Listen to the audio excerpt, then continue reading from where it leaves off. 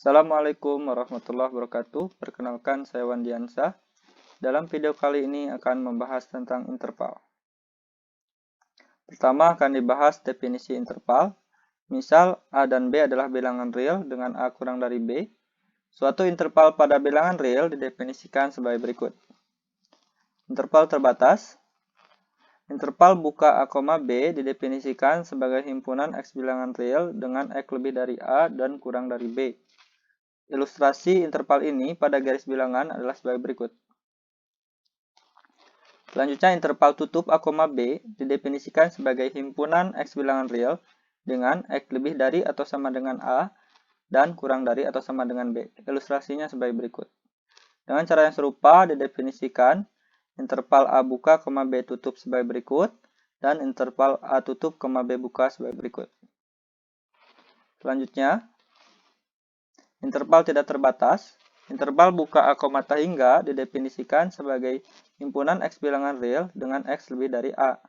Ilustrasinya sebagai berikut. Yang kedua, interval buka minta hingga, B didefinisikan sebagai himpunan X bilangan real dengan X kurang dari B. Ilustrasinya sebagai berikut. Dengan cara yang serupa didefinisikan interval A tutup, hingga sebagai berikut.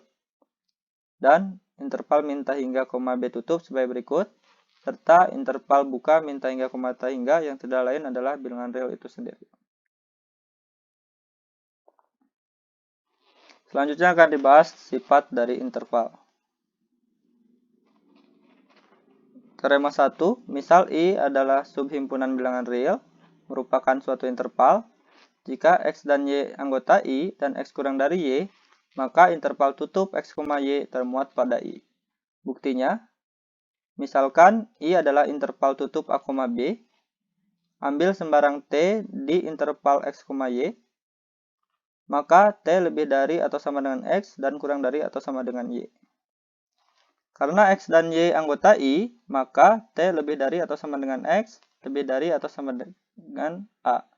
Dan T kurang dari atau sama dengan Y, dan kurang dari atau sama dengan B.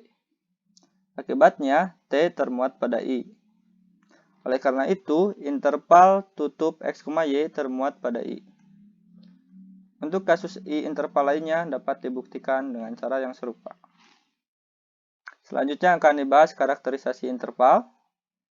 Teorema 2, misal S adalah subhimpunan bilangan real yang paling sedikit memuat 2 titik dan memenuhi sifat bintang berikut, yaitu untuk setiap X dan Y di S dan X kurang dari Y berlaku interval tutup X, Y subhimpunan dari S. Maka S yang memenuhi sifat di atas adalah interval. Bukti, kasus 1 kita misalkan S terbatas, maka S mempunyai supremum dan infimum. Kita definisikan A infimum dari S dan B supremum dari S. Maka S subhimpunan dari interval tutup A, B. Selanjutnya akan ditunjukkan interval buka A, B termuat pada S. Misalkan Z adalah anggota interval buka A, B, maka Z bukan batas atas. Akibatnya terdapat bilangan Y di S sehingga Z kurang dari Y. Selain itu, Z juga bukan batas bawah. Akibatnya, terdapat X di S sehingga X kurang dari Z. Maka, Z anggota dari interval tutup X, Y.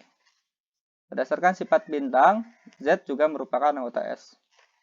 Oleh karena itu, interval buka A, B termuat pada S. Akibatnya, jika A dan B anggota S, maka S sama dengan interval tutup A, B. Jika A dan B bukan anggota S, maka S sama dengan interval buka A, B. Dan jika A anggota S dan B bukan anggota S, maka S merupakan interval A tutup, B buka.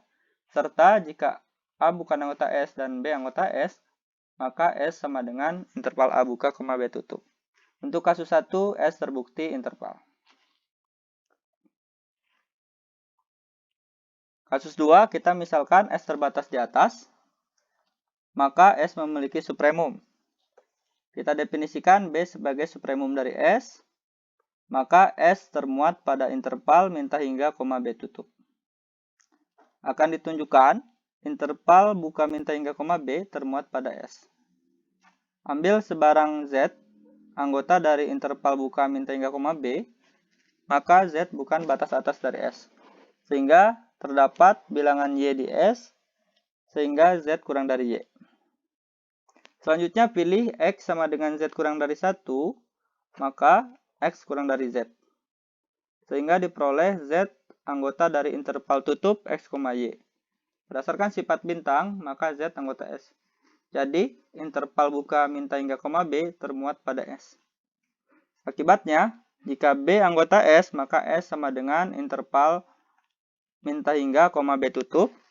Dan jika B bukan anggota S, maka S adalah interval buka min hingga koma B.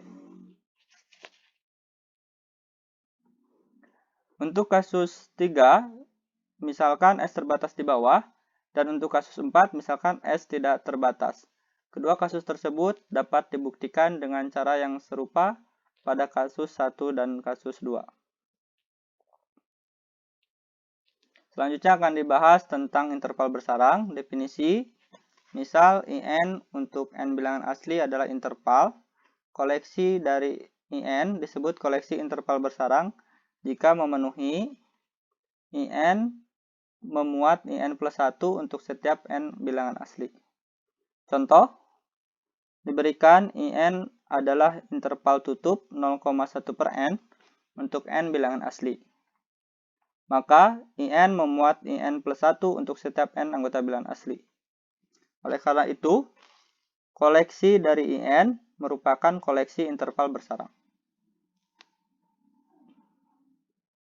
Teorema 3 membahas tentang sifat interval bersarang. Misalkan, koleksi IN untuk N anggota bilangan asli adalah koleksi interval tertutup dan terbatas yang bersarang. Maka terdapat bilangan A di R sedemikian hingga A termuat pada semua IN. Bukti, karena koleksi ini merupakan koleksi interval bersarang, maka berlaku IN termuat pada I1 untuk setiap N bilangan asli. Oleh karena itu, AN kurang dari sama dengan B1 untuk setiap N bilangan asli. Akibatnya, himpunan AN untuk N bilangan asli terbatas di atas. Oleh karena itu, himpunan AN untuk N bilangan asli memiliki supremum. Pilih alfa supremum dari AN untuk N bilangan asli, maka berlaku AN kurang dari sama dengan alfa untuk setiap N bilangan asli. Atau alfa lebih dari atau sama dengan AN untuk setiap N. Selanjutnya akan dibuktikan bahwa alfa juga kurang dari sama dengan BN untuk setiap N bilangan asli. Kita misalkan K adalah bilangan asli. Jika K lebih dari N, maka IN memuat IK. Sehingga diperoleh AK kurang dari sama dengan BK kurang dari sama dengan BN. Sebaliknya, jika K kurang dari N, maka IN termuat pada IK. Sehingga diperoleh AK kurang dari sama dengan AN kurang dari sama dengan BN. Oleh karena itu, AK kurang dari sama dengan BN untuk setiap K bilangan asli. Sehingga BN adalah batas atas dari himpunan AK untuk setiap K bilangan asli. Akibatnya, alfa kurang dari sama dengan BN untuk setiap N bilangan asli. Oleh karena itu diperoleh alfa lebih dari atau sama dengan AN dan kurang dari atau sama dengan BN untuk setiap N bilangan asli. Jadi, A termuat pada IN untuk setiap N.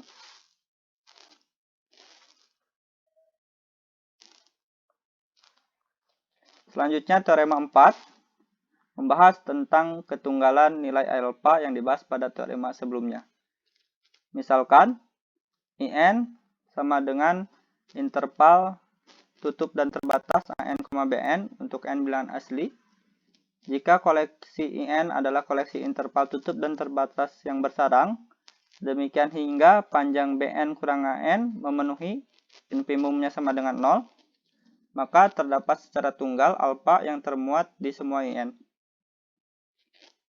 Buktinya, kita misalkan B adalah infimum dari himpunan BN untuk N bilangan asli. Dengan argumen yang sama seperti pada teorema 3, dapat diperoleh bahwa beta lebih dari atau sama dengan AN dan kurang dari atau sama dengan BN. untuk setiap n bilangan asli. Selanjutnya akan ditunjukkan bahwa beta sama dengan alfa. Pandang beta sebagai batas atas dari himpunan AN untuk setiap n bilangan asli. Karena alfa pada pendefinisian sebelumnya merupakan supremum dari himpunan AN, maka diperoleh beta lebih dari atau sama dengan alfa. Karena infimum dari himpunan BN kurangi AN sama dengan 0, maka untuk setiap epsilon lebih dari 0 terdapat bilangan asli M, demikian hingga beta kurangi alfa lebih dari atau sama dengan 0, dan kurang dari atau sama dengan BN kurangi AN kurang dari epsilon. Akibatnya, beta sama dengan alfa. Terakhir akan dibahas aplikasi dari interval untuk membuktikan teorema berikut. Teorema 5, keterhitungan bilangan real. Bunyinya himpunan semua bilangan real R tidak terhitung. Bukti, tinjau interval tutup I sama dengan interval 0,1 akan ditujukan I tidak terhitung. Andai I terhitung, maka dapat dilakukan penomoran pada anggota himpunan I sebagai berikut. Selanjutnya pilih subinterval I1 dari I, demikian hingga X1 tidak termuat di I1. Kemudian pilih subinterval I2 dari I1, sedemikian hingga X2 tidak termuat di I2.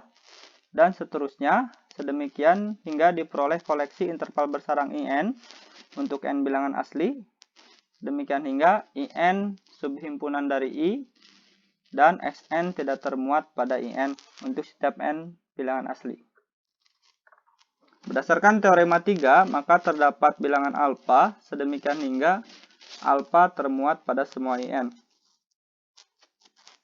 Berdasarkan konstruksi koleksi IN, maka A alfa tidak mungkin sama dengan Xn untuk setiap N bilangan asli. Ini kontradiksi dengan pernyataan bahwa setiap anggota dari I dapat dilakukan penomoran. Maka pastilah I tidak terhitung. Karena I tidak terhitung, maka R juga tidak terhitung. Demikian pembahasan dari saya.